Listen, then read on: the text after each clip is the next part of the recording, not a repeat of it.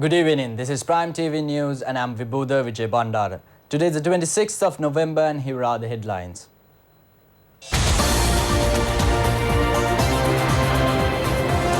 The pinnacle crest gem of Ruan Valley Saya unveiled. Uniforms for school children will be provided at the beginning of next year. Opposition parties too will be given coverage in state media. The TNA is ready to hold discussions with the President regarding the issues of the Tamil people. And from Prime World, greenhouse gases surge hits new peak.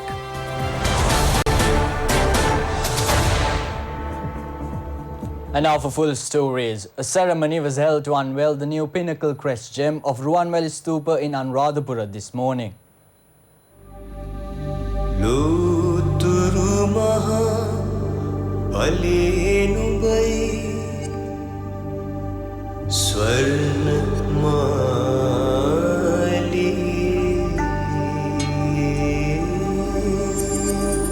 The pinnacle was unveiled amidst the chanting of Set Pirit by the Mahasangha, led by Venerable Niyangoda Vijitha Sirithera. The Ruan Valley Mahasaya was last renovated in 1939 and the enshrining of the crest gem was done in the same year. The new crest gem has been created with a golden base. The historical event of unveiling the crest gem was attended by large crowds of devotees from all over the island.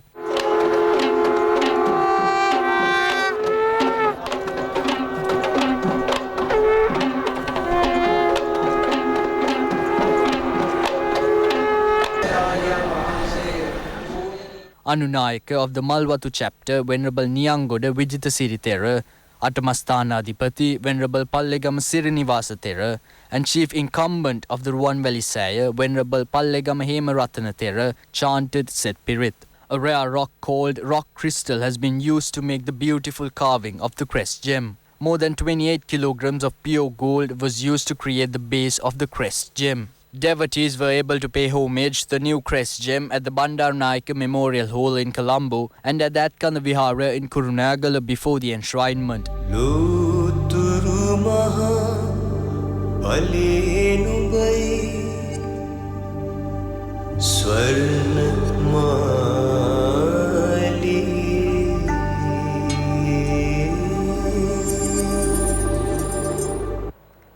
The Ministry of Education states that the final decision on the supply of vouchers or clothes to the school children for uniforms will be taken at the cabinet meeting tomorrow.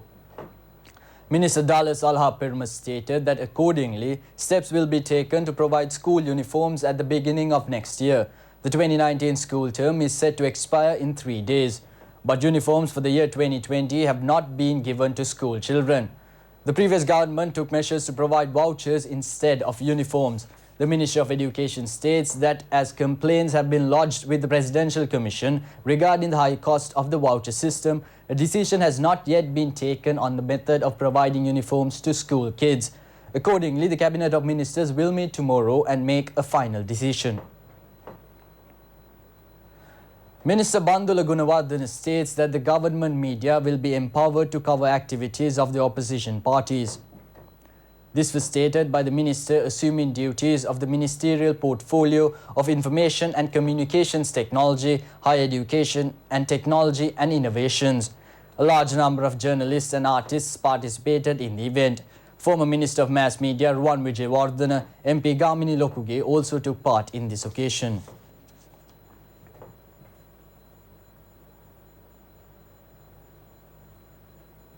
TNA media spokesman, parliamentarian M.A. Sumantiran says that the TNA is prepared to hold discussions with the President regarding the issues of the Tamil people.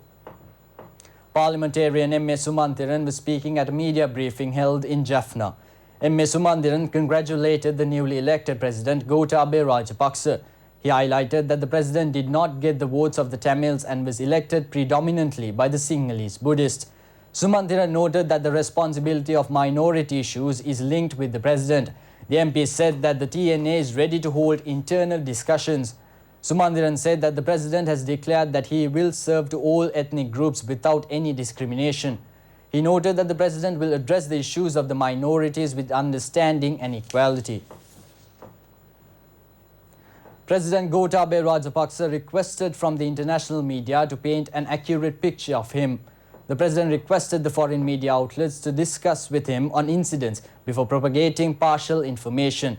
The president made this statement during an interview with Indian journalist Nitin A. Gokal.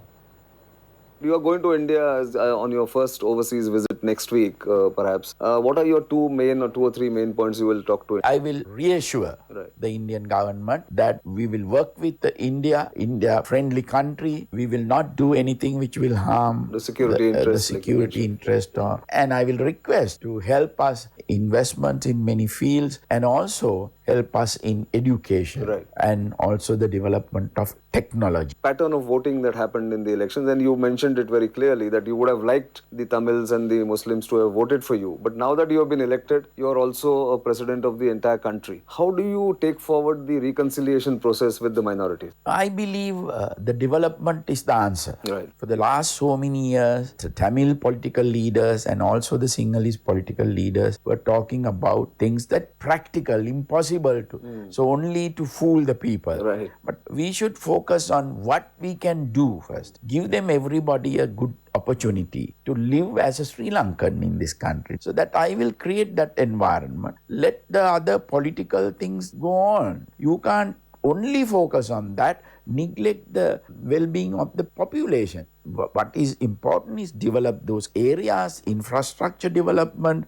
But we did, but we have to continue that. So the reconciliation will automatically happen? It will happen. You are an authoritarian or racist Sinhalese leader, and then the Muslims have a lot to fear from your coming to power. How will you reassure the Muslims here? I think it's the wrong perception that was created during the humanitarian operation, during this conflict period. People recognized only as the Secretary Defense. They know only as a Secretary Defense. That's right. So maybe because of that, they think, okay, this man is authoritarian and I'm a disciplined person. That doesn't mean... That, of course, yes. I am not, again, and I have proved in my action that I am not racist, or I don't for only one section of the society. That is why I invited Tamils and Muslims, everybody to join me in developing the country, in bringing the country up. So and at the same time, I want to tell especially the international media, don't go by hearsay things or don't go by rumors and don't propagate these things. Understand me, speak to me, meet me, and see how I work. Give the correct picture of we are a small country, developing country. The people should help us, not to put the obstacles in my way. Former governor of the Central Bank of Sri Lanka, Ajit Niwat Cabral, says that plans have been made to boost the economy of the country, which was destroyed during the last administration. He said this while participating in the ITN 7th Hour program. Former Central Bank Governor Ajit Niwat Cabral said the gross domestic product of Sri Lanka was drastically increased under the governance of President Mahinda Rajapaksa. In 2005, the GDP in Sri Lanka was at $24 billion and the Rajapaksa administration was able to increase it up to $79 billion. Ajit Niwat Cabral said if the trend continues in Sri Lanka should have been able to achieve a GDP to the tune of $145 billion. He noted that but the succeeding government was inept. So the GDP is still at $84 billion. Ajit Niwat Cabral noted that no significant progress was made during the last 5 years.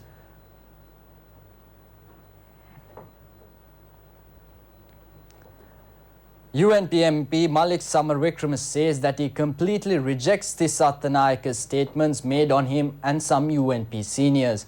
In a statement, he said that neither he nor Kabir Hashim had any responsibility at the Vauxhall Street election office.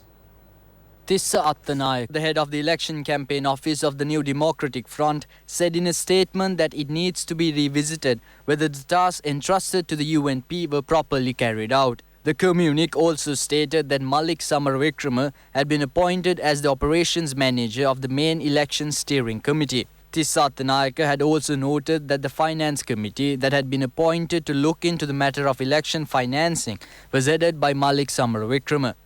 Issuing a special communique in response to the Tissa Attanayak's statement, Malik Samaravikrama says that all the allegations made by him are false. It stated that he and many others worked hard to raise money for the election campaign. The money collected by them was handed over to the Vauxhall Street office. All expenses were done by the Vauxhall office. The communique of Malik Samaravikrama states that all the leaders of the United National Party are well aware of the fact. The Police Financial Crimes Investigation Division informed the 4th Magistrate Court that a financial loss of more than 116 million rupee damage has been done when converting paddy stocks of the Paddy Marketing Board to rice during the year 2016-2017.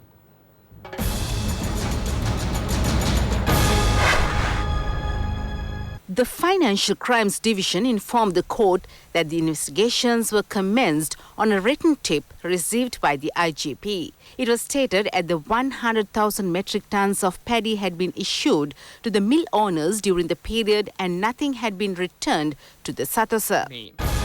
The bail application of former Defence Secretary Hemasiri Fernando and IGP Pujit Jayasundara, who had been remanded for allegedly failing to prevent the Easter attack, is to be taken up tomorrow. The bail application will be considered before the Colombo High Court. Meanwhile, the Court of Appeal has ordered to take up the case against President of the Government Medical Officers Association, Dr. Anuruddha Padiniya, on March 24th. Dr. Anuruddha Padiniya has been accused of contempt of court. The Met Department announces that northeast monsoon conditions are gradually establishing over the country and expected to fully establish over the country probably from tomorrow. Therefore, prevailing showery condition in the northern and eastern parts of the country is likely to enhance further, particularly by tomorrow morning. Cloudy skies can be expected over the island. Showers or thunder showers will occur at times in the northern, eastern, north central and Uva provinces and Hambantota district. Showers or thunder showers will occur at several places elsewhere after 1 p.m. Heavy showers above 150 millimeters are likely at some places in northern, eastern, Uva and central provinces and in Polonnaruwa district. Wind speed can be increased up to 40 to 50 kilometers per hour at times in central hill areas, northern, north central, northwestern and southern provinces and in the Trincomalee district. Misty conditions can be expected at some places in western and Sabaragamu provinces during the morning. General public are requested to take adequate precautions to minimize damages caused by temporary localized strong winds and lightning during thunder showers. The Government Medical Officers Association states that they will urge the President to conduct an immediate investigation into the allegations levelled against former Minister Rajitha Senaratne. Representatives of the association made this statement at the press conference held in Colombo. Secretary of the Government Medical Officers Association, Dr. Haritha Aludge, said that former Minister Rajitha Senaratne had been highly influential to the result of last presidential election. He noted that some tablets worth 64 cents were purchased at a cost of 64 rupees under the leadership of former Health Minister Rajitha Senaratne. Low-quality medicines were also released to the public. Dr. Aludge said that they expect President Gotabaya Rajapaksa would take necessary action on the allegations levelled against the former minister. He noted that the report of the Presidential Commissions has already been issued in this regard. The Secretary urged the government to make the report available to the public.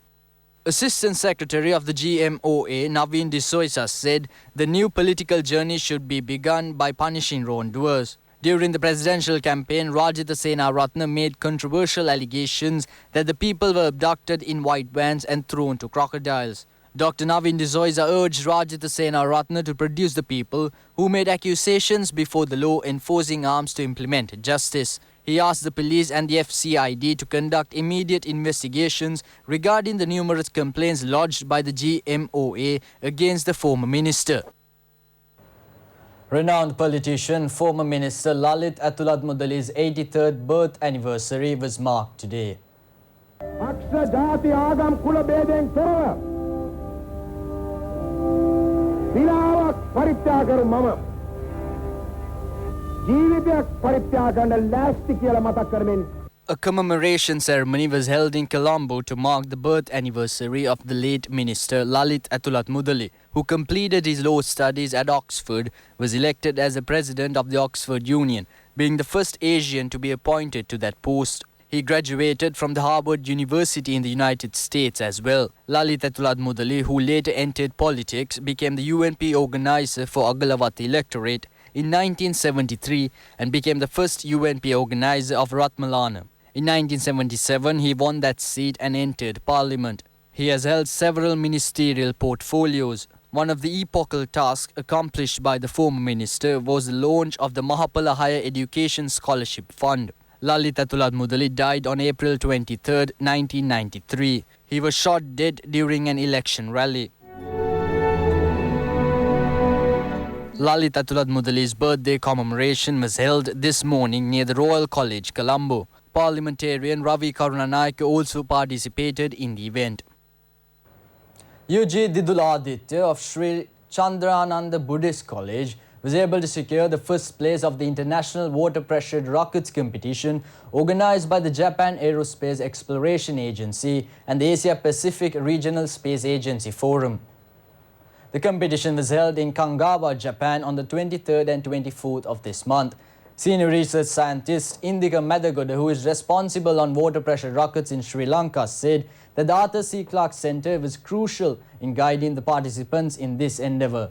He added that the centre is committed to promote astronomical studies among the students and to include them directly in the nation development process.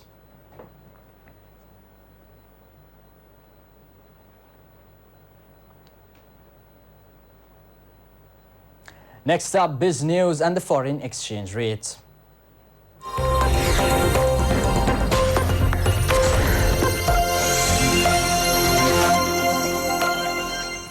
Sri Lanka is setting up a training center to boost knowledge in dairy farming, backed by the Netherlands, which is one of the most advanced dairy farming processing industries in the world.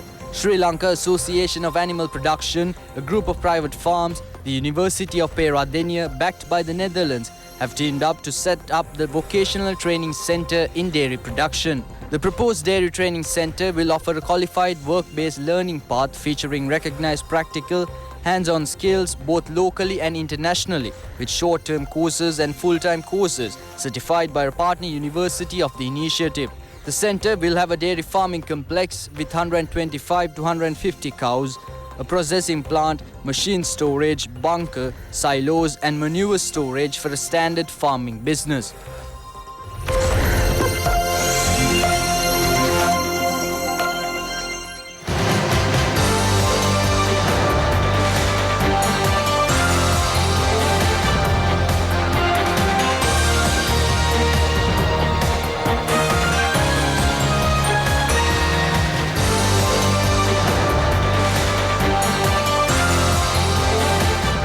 Prime TV News will return tomorrow, and in the meantime make www.itnnews.lk your go-to source for the very latest in news at home and overseas. Have a pleasant day. Good night.